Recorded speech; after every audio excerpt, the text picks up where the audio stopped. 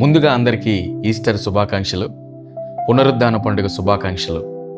ఈరోజు ప్రపంచవ్యాప్తంగా ఉన్న సార్వత్రిక సంఘాలు ఉన్న క్రైస్తవులందరూ 2000 సంవత్సరాల క్రితం యేసు ప్రభువారు మరణాన్ని జయించి తిరిగి లేచిన ఆ రోజుని, ఆ సందర్భాన్ని జ్ఞాపకం చేసుకుంటూ ప్రభువారిని మహింపరుస్తూ ఉన్నారు.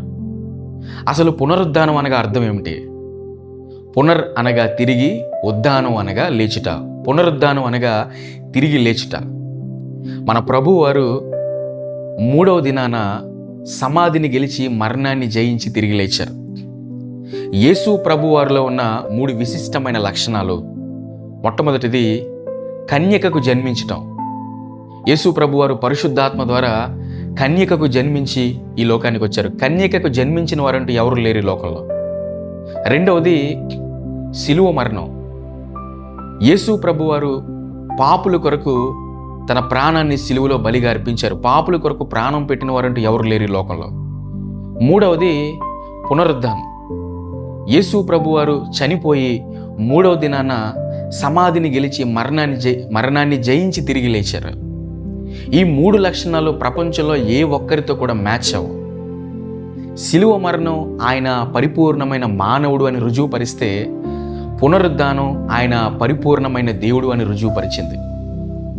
ఈ రోజుల్లో చాలామంది యేసు ప్రభు వారి యొక్క మరణాన్ని ఎగతాళి చేసేవారు ఉన్నారు. మీ యేసు ప్రభు 3 మేకులు కూడా తీసుకోలేకపోయాడు అని ఎగతాళి చేస్తున్నారు.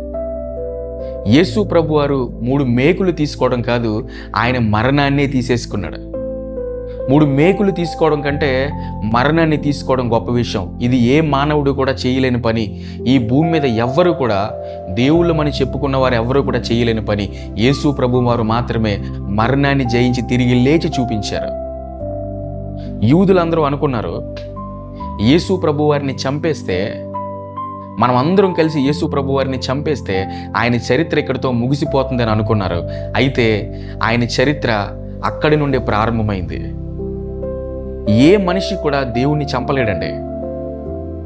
దేవుడు మనుషుల్ని చంపగలడు, కానీ ఏ మనిషి కూడా దేవుణ్ణి చంపలేడు. ఒకవేళ మనిషే దేవుణ్ణి చంపేయగలిగితే మనిషే దేవుడైపోతాడు, దేవుని కంటే మనిషే గొప్పవాడైపోతాడు.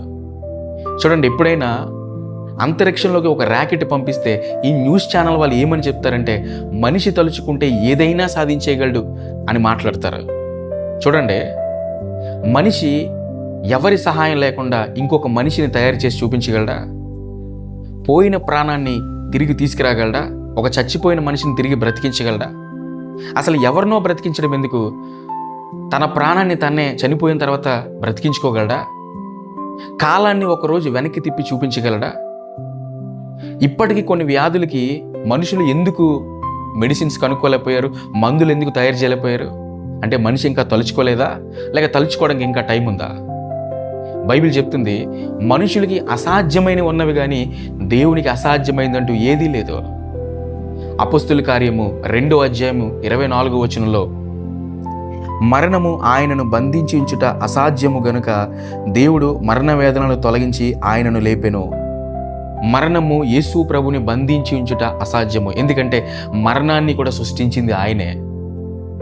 దేవుడు మరణాన్ని బంధించగలడు, కానీ మరణము దేవుణ్ణి బంధించి ఉంచటం అసాధ్యము. చూడండి, మనం ఎవరికైనా డ్రైవింగ్ నేర్పించాలంటే ముందు మనకి డ్రైవింగ్ వచ్చి ఉండాలి. మనం ఎవరికైనా స్విమ్మింగ్ నేర్పించాలంటే ముందు మనకి స్విమ్మింగ్ వచ్చి ఉండాలి.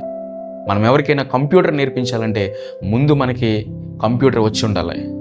అలాగే మనం చనిపోయిన తర్వాత కూడా బ్రతికుండాలంటే మరణాన్ని జయించి తిరిగి లేచిన దేవుడు మాత్రమే, మరణాన్ని జయించిన దేవుడు మాత్రమే మరణం తర్వాత కూడా మనల్ని బ్రతికించగలడు. మరొకసారి మీ అందరికీ ఈస్టర్ శుభాకాంక్షలు.